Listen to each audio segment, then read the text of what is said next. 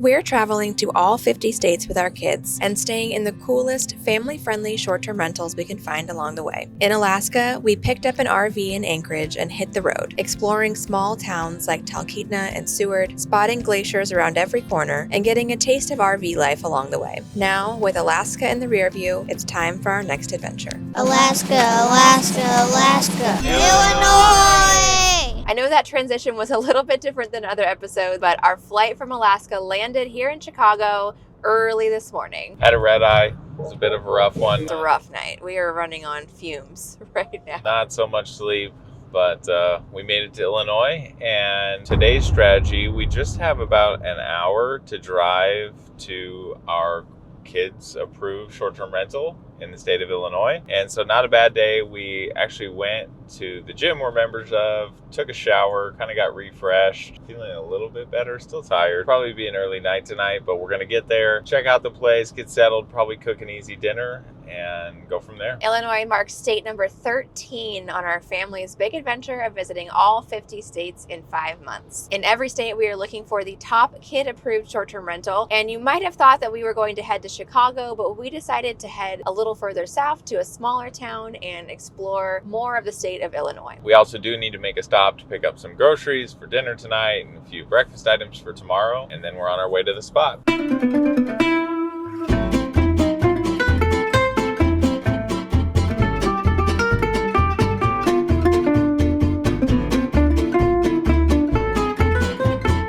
We are just a few minutes away from our short-term rental in Illinois, and the kids had a couple questions, reminders about where we're staying, so I pulled up the listing, and Nash, you can ask away. What are we going to be staying in tonight? We are staying in a canopy cabin called Kickapoo. It looks very cute. You guys are going to be very excited about your sleeping arrangements. I'll leave that one as a surprise. So this is a community of short-term rentals, and in this community, they have a heated swimming pool. They do? It's right along the river. There are also fire pits around. There's walking trails. I think it's going to be a lot of fun.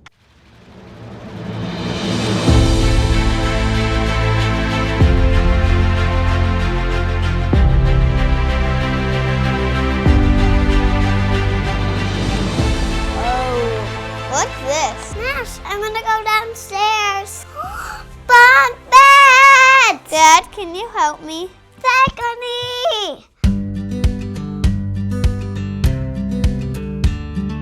This is Kickapoo, a cozy 2-bedroom cabin that was immaculately clean and perfect for our family of 4. The kids loved the record player, the basement, and of course, the bunk beds, while we appreciated having a nice kitchen, laundry, and space to unwind after 5 nights of RV living. Kickapoo is one of several individually owned properties collectively managed by Harbor Inn, part of the larger Heritage Harbor community in Ottawa. Guests have access to a long list of on-site amenities, like a heated pool, community fire pits, volleyball and pickleball courts, and even an on-site restaurant. You can also rent golf carts and even boats down at the marina. Staying at Harbor Inn gave us all of the comforts of a short-term rental, with all of the perks of staying at a resort. Every couple of days, really, I like to take a look at our whole property portfolio and look at pricing, look at minimum nightly stay constraints, and uplisting our property management software makes it really quick and easy to do that. So I'm just going through, seeing what near-term dates we have available at various properties. I might adjust pricing, I might adjust minimum nightly stays, just play with both those factors to attract more bookings. This is my specialty. It's called all mixed up pasta.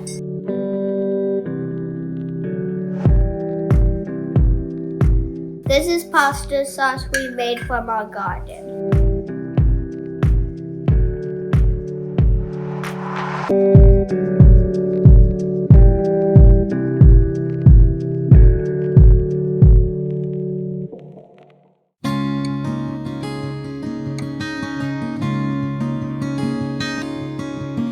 We had a great first night here at the Kickapoo cabin. The kids slept till 10:30. Kylie and I slept till about 9. I think we're all still a little on Alaska time and not so great night's sleep on the plane, but it was a good night's rest and now we're gonna go do some exploring. But before we get going, it's time to share our Illinois bucket list. First on our list is to stay in the top family STR, and we've definitely found that here. We're gonna show you around this property and the riverfront a little bit later. We also have hike to a canyon and a waterfall and learn some Lincoln history. We also wanna walk the riverfront here with the Illinois River and eat a down-home Midwest meal, which we're gonna try and do tonight.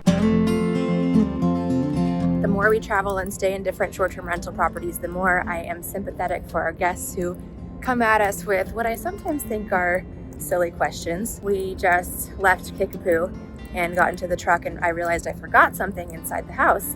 And I also realized that we left the piece of paper that has the code in it inside the house. So now I'm walking over to the Welcome Center to get our code.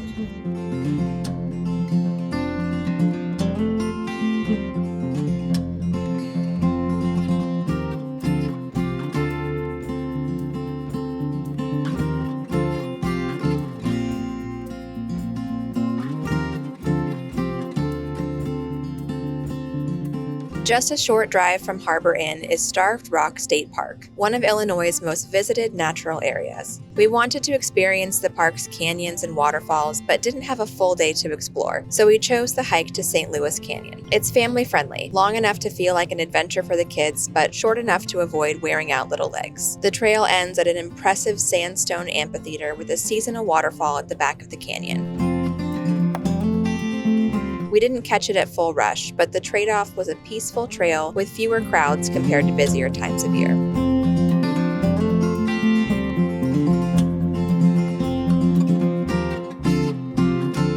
That was a fun little hike through the canyon to the waterfall, and now we are headed over to the Starved Rock State Park Visitor Center. In every state park or national park that we've been to so far, we've found a stamp there, and the kids have been working on these geography U.S. travel scrapbook / learning journals as we've been going along. Got these from the company School Nest, and Megan, the woman who makes these, she made us a special version just for our trip. She spiral bound them because we're going to pack them kind of like a scrapbook. We've been pasting a lot of stuff in, and she also added in a few extra pages for some of the states that we're visiting for longer periods of time. So in every state that we've gone through, we're doing a little bit of learning journaling and printing out some pictures, and then also getting them stamped wherever we can.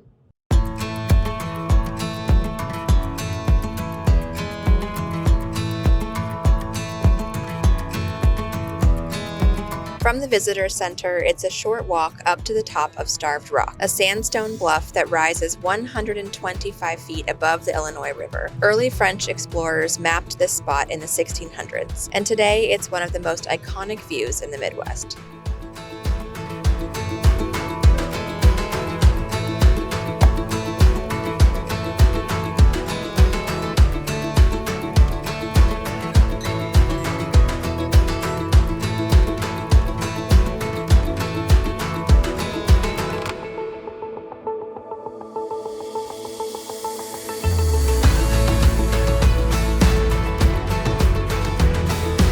One of our Illinois bucket list items was to learn a little Lincoln history. And on the drive back from the park, we watched a few videos about our 16th president and his ties to this state. Ottawa was the site of the very first Lincoln-Douglas debate in 1858, a public showdown that helped launch Lincoln into the national spotlight. An estimated 10,000 people gathered right here in Washington Square to hear them speak, and today a statue marks the spot where it all happened.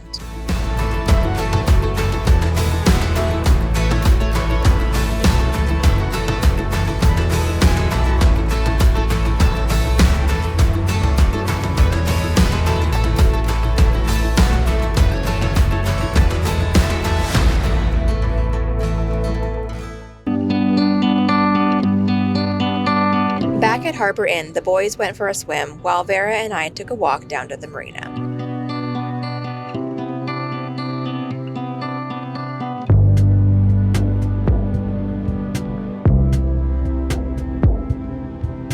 We were treated with an epic sunset on our way to dinner at Hank's Farm Restaurant to check off our final bucket list item for this state.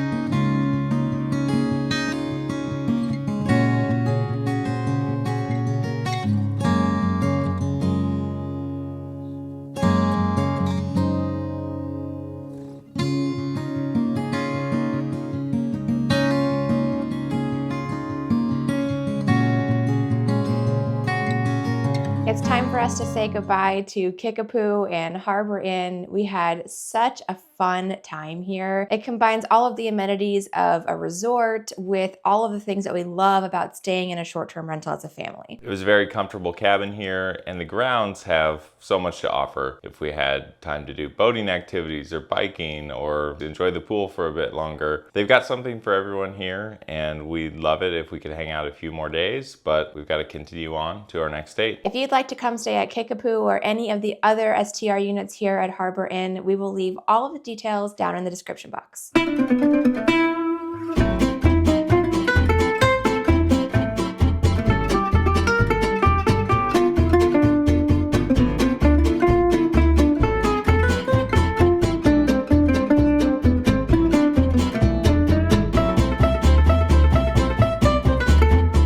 The drive to our next date took us back north toward Chicago, and on the way we read the book Mr. Ferris and His Wheel, the story of engineer George Ferris and his impressive invention for the 1893 Chicago World's Fair. Inspired by the buckets on a water wheel, Ferris designed a 264-foot-tall rotating wheel that could lift over 2,000 people at a time into the sky, something no one believed was possible at the time. Today, versions of his original design exist all over the world, but the very first one started right here in Illinois. We are nearing the border of our next state, so it's about time to say goodbye to Illinois. We haven't spent time in Illinois aside from in Chicago, so seeing this area along the Illinois River was beautiful. Staying at Harbor Inn in the cabin there worked out perfectly to explore the Starved Rock State Park, and we had a nice dinner at Hank's Farm Restaurant, and now it's time to move on to the next date. Illinois. I have a problem. What? I was just trying to move it and it came apart.